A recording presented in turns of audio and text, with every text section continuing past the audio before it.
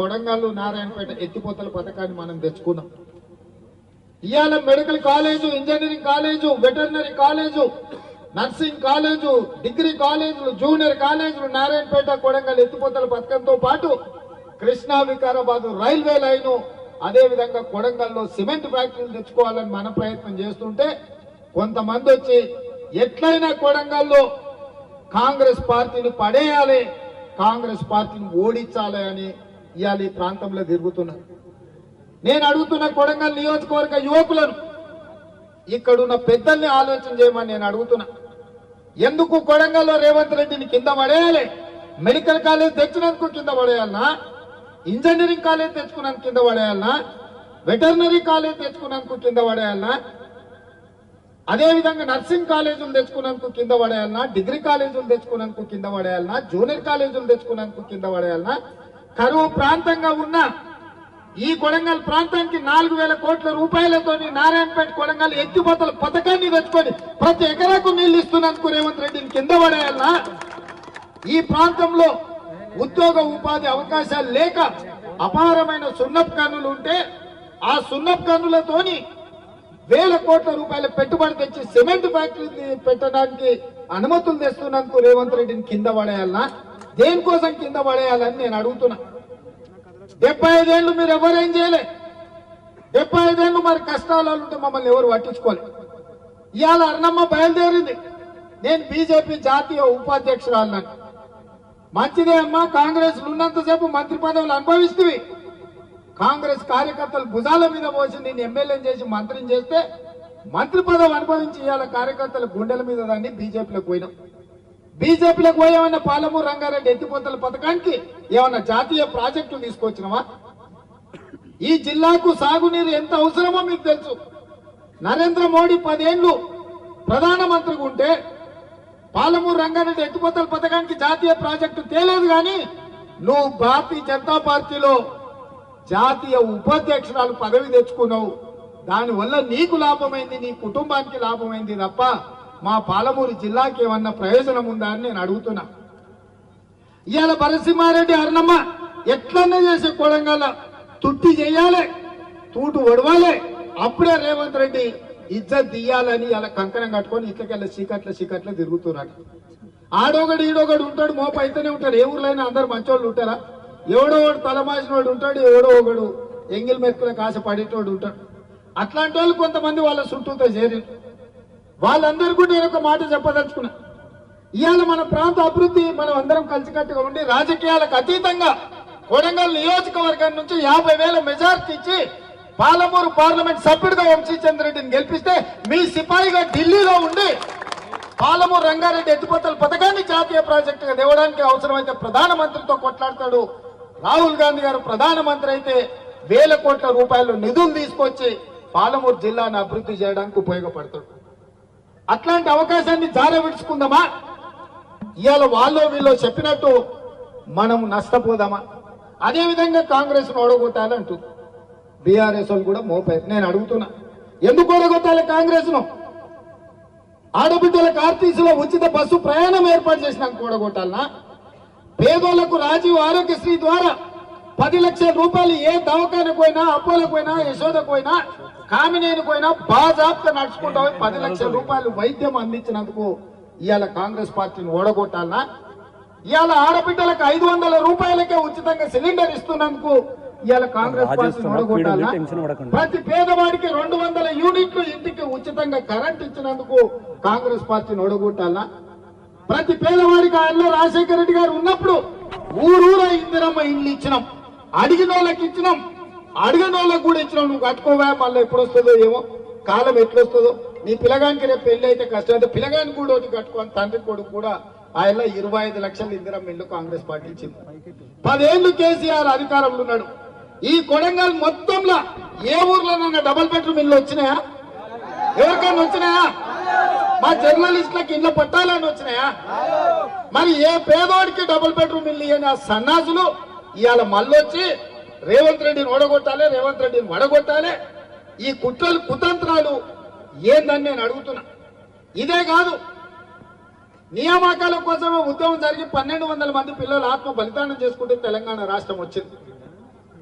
మీ అభిమానంతో గెలిచి కాంగ్రెస్ అధికారంలోకి వచ్చి నేను ముఖ్యమంత్రి అయిన 3 నెలల 30,000 ఉద్యోగాలు ఎల్బీ స్టేడియంలో నిరుద్యోగ యువకులకు 30,000 ఉద్యోగాలు నియామక పత్రాలు లెక్కబెట్టి తలలు లెక్కబెట్టి 30,000 మందికి ఉద్యోగాలు ఇచ్చిన 30,000 మంది నిరుద్యోగ యువకులకు ఉద్యోగాలు ఇచ్చినందుకు ఇవాళ నన్ను ఓడగొట్టాలనా నన్ను వడగొట్టాలనా? బీసీ జనాభా ఎంతుందో లెక్కను తెలవక 60 ఏళ్ల నుంచి బీసీలు కొట్లాడుతుంటే ఈ తెలంగాణ రాష్ట్రంలో ఉన్న బీసీల జనాభా మొత్తం లెక్క కట్టుండ్రి, లెక్క ప్రకారం వాళ్ళకు నిధులు ఇవ్వాలి, నియామకాలు చేపట్టాలని బీసీ జనాభా లెక్కలు కట్టమని ఆదేశాలు ఇచ్చి జీవోలు ఇచ్చి నిధులు ఇచ్చినందుకు రేవంత్ రెడ్డిని ఓడగొట్టాలి, కాంగ్రెస్ పడగొట్టాలన్నా దేనికోసం పడగొట్టాలి, దేనికోసం ఓడగొట్టాలి మీరు ఆలోచన చేయండి మిత్రులారా. ఇవాళ ఎవరికన్నా ఓటేస్తే కాంగ్రెస్ కు సుక్క నీరు వస్తుందా? కొడంగల్లో ఉండే తండాలకు రోడ్లు వస్తాయా? ఈడుండే చదువుకునే పిల్లలకు ఉద్యోగాలు వస్తాయా?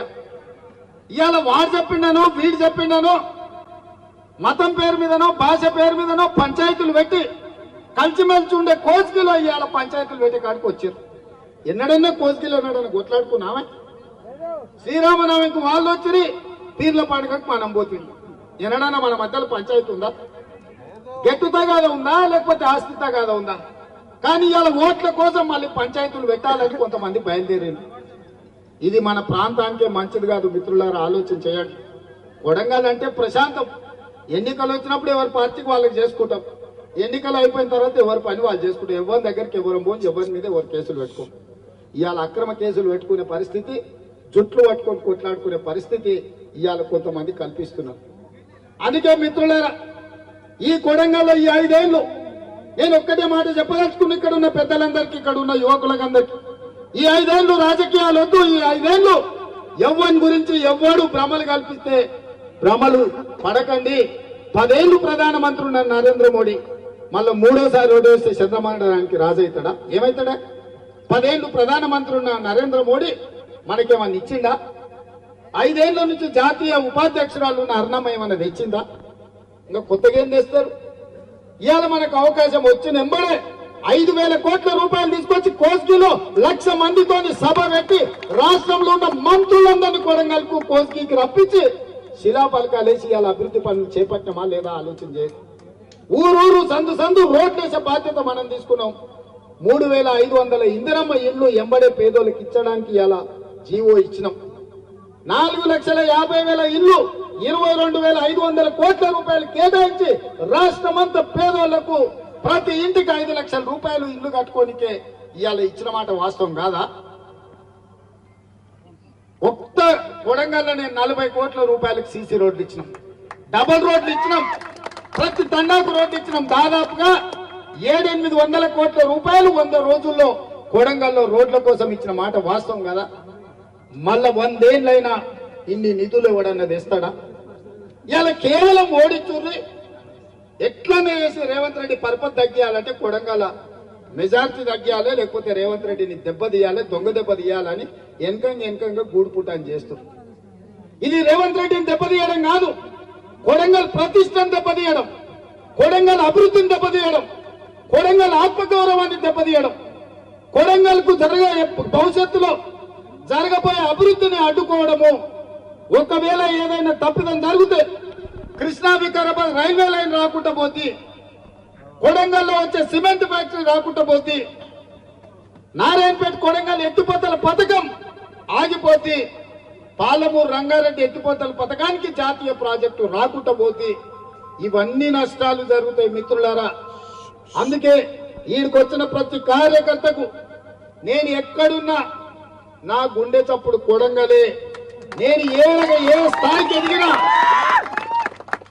చాలా మంది ఓడిపోయిన తర్వాత రేవంత్ రెడ్డి మళ్ళీ రాడు, పట్నం వంక చూసుకుంటాడు, ఎల్బీ నగర్ పోటీ చేస్తాడని మా మిత్రులు, మా మీడియా మిత్రులు, సార్ ఎల్బీ నగర్ పోతాడు, సార్ షాద్ నగర్ పోతాడన్న పోయినానే మళ్ళీ మీ దగ్గరికే వచ్చినాయి కదా, అవునా కదా? మళ్ళీ వెనక్కి వచ్చినా మీ దగ్గరికే వచ్చినా మీరే మళ్ళీ భుజాల మీద మోసిండు, మీరే గెలిపించారు. అందుకే నేను మాట ఇస్తున్నా, ఈ కొడంగల్ మొత్తం దేశంలోనే ఆదర్శవంతమైన నియోజకవర్గంగా అభివృద్ధి చేసి ఇక్కడ ఫ్యాక్టరీలు తెచ్చి ఇక్కడ నిరుద్యోగులకు ఉద్యోగాలు ఇచ్చి అభివృద్ధి అంటే కొడంగల్ లాగా ఉండాలి. కార్యకర్తలు అంటే కొడంగల్ కార్యకర్తలను చూసి దేశమంతా నేర్చుకోవాలనే విధంగా ఇవాళ ప్రయత్నం చేస్తున్నాం. నేను మిమ్మల్ని అందరినీ వీళ్ళందరూ రూమ్ లో ఉమ్మరిస్తుంది చెమట పెడుతుందని అనుకుంటున్నారు. నేను అనుకున్న చాలా రోజులకు మా వాళ్ళని మా కుటుంబ సభ్యులు అందరినీ గంటల కొద్ది కూర్చొని అందరితో కలిసి మాట్లాడినా ఇన్ని రోజులు నాకు సరిగ్గా నిద్ర పట్టలే. ఇవాళ రాత్రికి కంటి నిండా నాకు నిద్ర పట్టలేదు. ఎందుకంటే నా కోసం కష్టపడ్డ వాళ్ళందరినీ నేను కలుసుకున్నాను సంతోషం నాకుంది. అందుకే ఎన్ని గంటలైనా ఎంతసేపు అయినా ఎవరు ఏది చెప్పినా నాతోని కొట్లాడే స్వతంత్రం మీకుంది, నాతోని పట్టుబడి పని చేయించుకునే అధికారం మీకుంది. ఎందుకంటే మీరందరికీ వస్తేనే నేను నాయకుడైనా మీ కష్టంతోనే నేను ఈరోజు ఈ స్థాయిలో ఉన్నా. ఇవాళ రాష్ట్రానికే కొడంగల్ నాయకత్వం వహిస్తుంది మిత్రులారా. ఇవాళ ఏదున్నా నేను ఇక్కడ కూర్చుంటే ఎవరు బీఫామ్ తీసుకోవాలన్నా కొడంగల్కు రావాల్సింది కదా. ఎందుకంటే నేను చెప్పిన 119 నియోజకవర్గాల వాళ్ళు కొడంగల్లో కొండరెడ్డిపల్లిలో కూర్చుంటే కూడా వచ్చి బీఫామ్లు తీసుకుపోతారు. ఇది మన ఆత్మగౌరవం. ఇవాళ కూడా చెప్తున్నా 17 పార్లమెంటు ఎంపీలు మనం కొడంగల్ ఇంట్లో కూర్చుంటే ఇక్కడికి వచ్చి బీఫామ్ తీసుకొని పోవాలి. ఇంత గౌరవం మనకి ఇచ్చినట్టే కదా సోనియమ్మ. ఇవాళ మన గౌరవాన్ని తగ్గించడానికి కుట్రలు జరుగుతున్నాయి, మనల్ని దెబ్బతీయడానికి పన్నాగాలు పన్నుతున్నారు. వీటన్నిటిని దృష్టిలో పెట్టుకోండి. ఎవరేమి దేరు ఇన్నేళ్లు చూసిండ్రు. అర్ణమ్మ మంత్రి ఉన్నప్పుడు చూసిండ్రు, టీఆర్ఎస్ అధికారంలో ఉన్నప్పుడు చూసిండ్రు, నరేంద్ర మోడీని ప్రధానమంత్రిగా చూసిరు. 10 ఏళ్లలో 10 పైసలు కూడా మనకి ఇయ్యలేదు. మనం సచ్చినమా బతికినమా అని మనల్ని ఎవరు అడగలే. 100 రోజుల్లో సోనియమ్మ ఇందిరమ్మ రాజ్యం వస్తే సోనియమ్మ నాయకత్వంలో కొడంగల్కు 5,000 కోట్ల రూపాయల అభివృద్ధికి వచ్చినాయి. ఇవాళ అన్ని కాలేజీలు వచ్చినాయి, అన్ని ఫ్యాక్టరీలు వస్తున్నాయి, అన్ని కొడంగల్కు శుభ సూచకం. ఇవాళ మీటింగ్ వచ్చిన వాళ్ళు రాని వాళ్ళకి అందరికీ నేను విజ్ఞప్తి చేస్తున్నా, ఈ ఎన్నికల్లో కొడంగల్ అసెంబ్లీ నుంచి పార్లమెంటుకు 50,000 మెజారిటీ ఇచ్చి ఎవరి కుట్రలు కుతంత్ర